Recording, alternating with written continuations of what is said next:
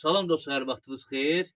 Bugün ayın 24-dür, sabah da ayın 25-i. Deyilənə görə yağış yağıb dünyanı su basmalıdır. Mən də elə o vaxtdan internetdən qarşıma çıxandan bəri bu gəminin üstündə işləyirəm.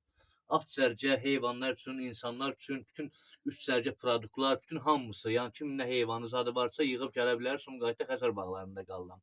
Özə dənizə yaxındır. Mənə yaxınlar, məni sevənlər, nəm həyatını sevənlər gəlsin, yəni hardasa 5000 nəfərə yaxın yer tutur. Mən onları xilas eləyəcəm. Nuh 3 gəlir. Yəni sizə deyim, Nuhun gəmisi 3-dür bu. Yəni məncə problem yoxdur, batası yeri yoxdur.